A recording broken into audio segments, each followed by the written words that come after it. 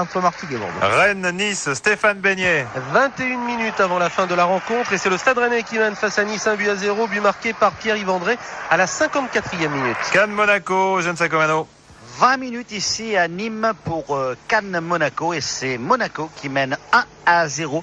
But inscrit par Laurent Viot à la 44e minute. Lyon-Bastia, Pascal Auclair. Encore 20 minutes à jouer à Gerland, un but partout entre les deux équipes. Premier but signé Drobznak à la 54e minute. Égalisation de Roy à la 61e. A signaler que les Bastiais jouent à 10 depuis le début de la deuxième mi-temps. L'expulsion de Darras. Montpellier-Guignon, Charles Victor. À un quart d'heure de la fin du match, Montpellier mène 2-1 devant Guignon. But Montpellierin pour Lefebvre, 20e minute, et Sanchez, 62e minute.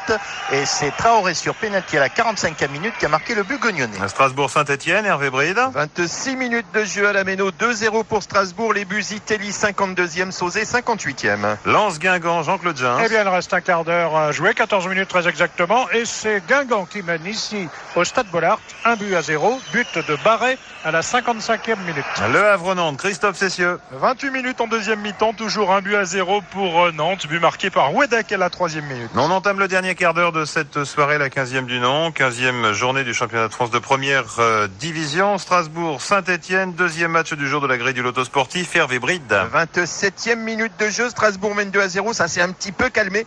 Mais les Stéphanois ont mis le nez à la fenêtre, qu'ils ont fait rentrer Timothée. Il a remplacé Sanjak qu'on n'avait pratiquement pas vu. Et puis à Strasbourg, il y a eu un changement aussi, mais depuis la mi-temps.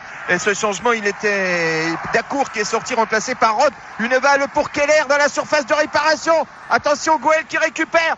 Les Stéphanois qui se dégagent. Une sortie de coupé au pied devant Keller. Et puis ensuite, un Stéphanois, il s'agissait de Manucci qui a pu dégager le ballon au moment où les Strasbourgeois allaient marquer le 3e but. En tout cas, c'était fort bien construit. Et un match qui s'emballe en deuxième période. Strasbourg qui mène donc 2-0. Lens-Guingamp, Jean-Claude Jean. Eh bien, écoutez, toujours donc Guingamp qui mène 1-0 alors qu'on joue depuis 32 minutes en deuxième mi-temps et que les Lensois font un pressing épouvantable devant les buts de Guingamp. Ils en sont à leur 6 ou 7e corner consécutif. Là, en ce moment, immédiatement, un coup franc, mais les fils de Mérieux qui a été fauché juste à l'extérieur de la surface de réparation. Et pénalty à Rennes, pardon Jean, pénalty à Rennes pour Rennes. À l'instant, Ulrich Le Pen, ça faisait 10 secondes qu'il était sur le terrain, il vient d'entrer dans la surface de réparation. Il est fauché par un défenseur niçois et pénalty qui est indiscutable, qui va être tiré par Marco Grassi qui était rentré en même temps. Marco Grassi n'a même pas encore touché le ballon, il vient d'entrer, pénalty. Eh bien, il va essayer de le transformer. Face à lui, Lionel Letizy, on garde l'antenne car il va être tiré du pied gauche par Marco Grassi. Côté ville de Rennes, pour ceux qui connaissent le stade, il tire au-dessus, il tire trop fort, le corps trop droit et le ballon qui passe tout naturellement au-dessus de la transversale. Il n'avait pas touché le ballon est passé au-dessus. Toujours 1-0 pour le Stade Rennais. Deuxième but pour Martigues ici au stade Francis Turcan. Deuxième but marqué par Son. Alors que l'on joue depuis 30 minutes en seconde mi-temps, Martigues crée la surprise, il faut bien le dire, mais depuis quelques minutes, les Martigos s'étaient véritablement rués à l'assaut des buts de Gaëtan Huard. Et une minute avant ce but, eh bien c'est Mendy qui était seul face à Gaëtan Huard qui a accompli un véritable miracle. Il s'est repris à 2 fois pour stopper le tir de Mendy. Il a été suppléé par William Prunier qui a dû mettre ce ballon en corner et sous le corner, Martigues marque le deuxième but.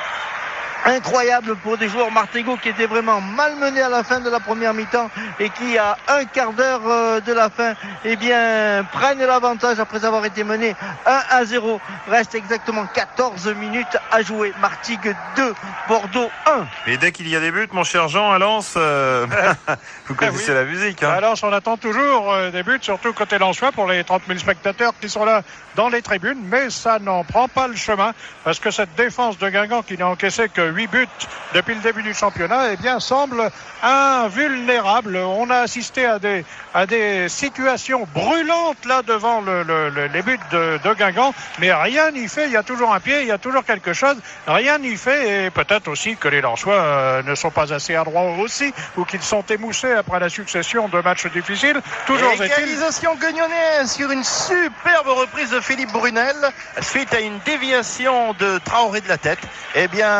Brunel n'a pas réfléchi reprise et ballon directement en pleine lucarne de Martini. 2-2. Voilà, encore tout est à refaire ici à la Mosson alors qu'il reste 9 minutes à jouer. Hervé.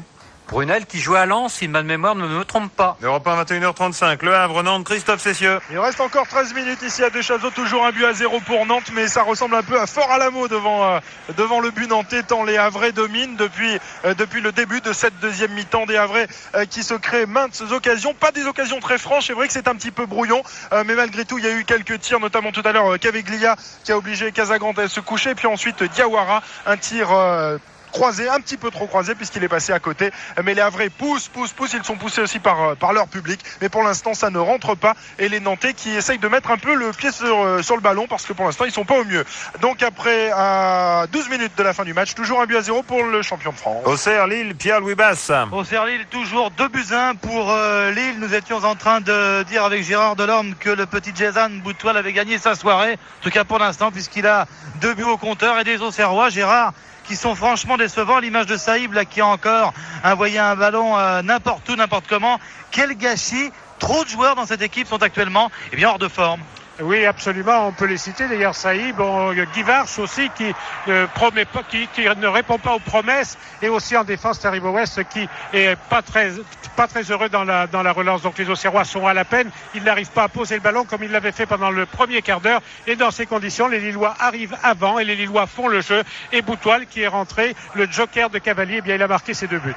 Nous sommes entrés dans le dernier quart d'heure, 34 minutes de jeu. Attention, reste ensemble, Coquard à droite, le but peut-être, non! Coquard avait centré. Et dégagement de la défense lilloise, toujours 2-1 pour Lille. Martigues Bordeaux, Christian Roda. 33 minutes de jeu et toujours 2-1 pour cette équipe de Martigues. Vous entendez les supporters ce soir, ils sont véritablement en folie, c'est le cas de dire, parce que ça faisait bien longtemps qu'ils n'avaient pas vu leur équipe menée au score sur sa pelouse. Des Martégots qui, après avoir été menés au score, ont parfaitement géré le match. Ils sont donc tout d'abord revenus à la suite d'un tir, ma foi, incroyable de Romano, qui a tiré de 25 mètres et qui a le ballon est allé dans les bras de Gaëtan Huard et a glissé au fond du filet. Puis à la 75e minute, ça a été le second but martégal sur un corner. Martigues qui réalise, il est vrai, la bonne opération, mais il reste encore 12 minutes. Joueur bordelais, ma foi, fort décidé pour essayer de revenir au score. 2-1 pour Martigues après 34 minutes de jeu en seconde mi-temps. C'est serré un petit peu partout, donc on va accélérer pour essayer de tourner sur un maximum de terrain. Messieurs, Rennes-Nice, Stéphane Beignet. Ah oui, c'est serré, et tout à l'heure